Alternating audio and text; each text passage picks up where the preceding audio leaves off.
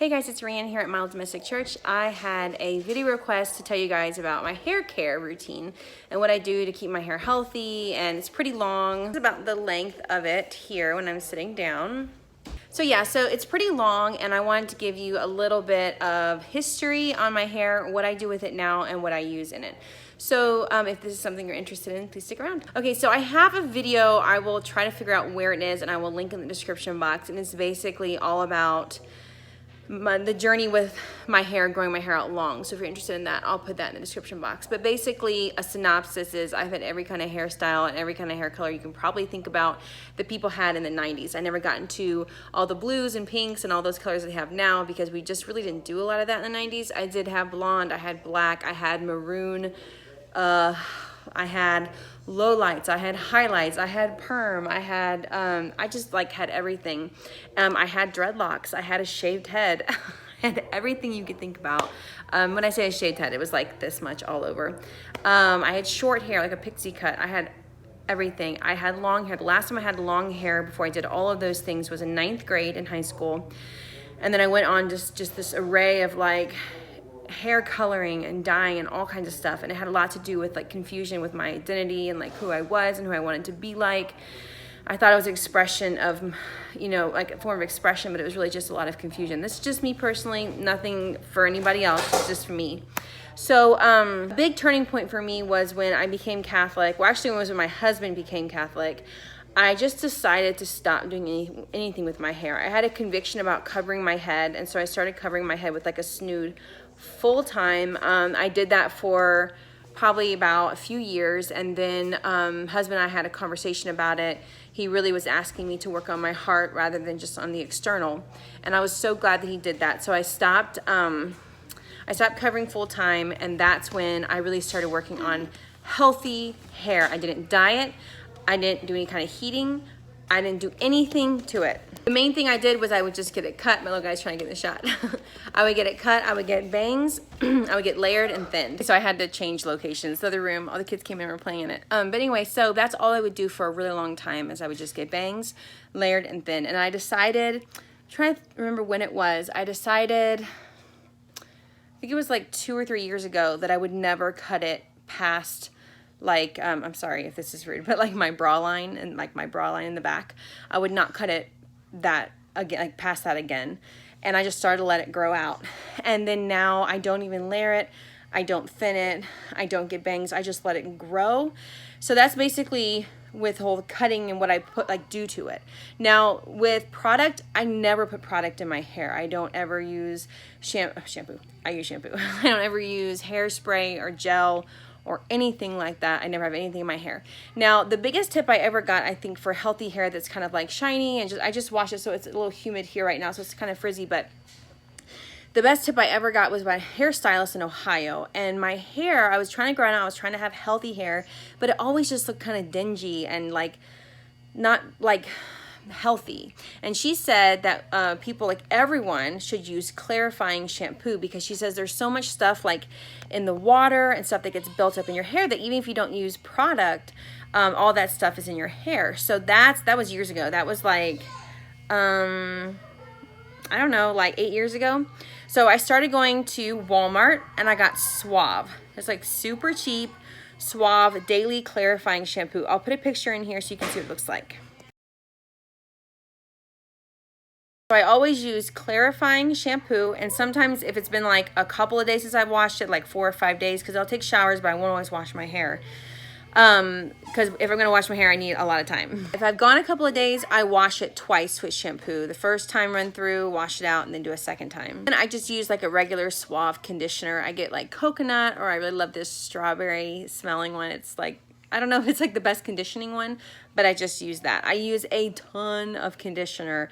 I first condition the top part, and then once it's like good and like, you know, lathered, then I work it through here, but I don't have a ton in this area because this is really, I think, what needs to be conditioned is the head. But anyway, so that's basically what I do. I know it's not some fancy thing with oils and all this kind of stuff, and it's cheap. It's just Suave shampoo, not using any kind of, you know, product, and no heat at all. So that's basically what I've been doing for years, and my hair has been the healthiest it's ever been. It grows pretty fast. I do take prenatal vitamins, so that's kind of something fancy, but I do that mostly because I've been pregnant and nursing for 12 years. So I always take a prenatal. I just take like those little gummy prenatals from Walmart. They're like that's it. Now I have to say one thing, that this is probably a lot to do with genetics.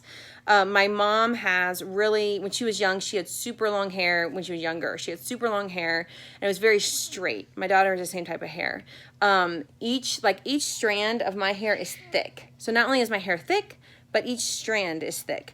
My mom and my daughter have, each strand is more thinner, but they have a good amount of hair, and it's very straight and just like really pretty.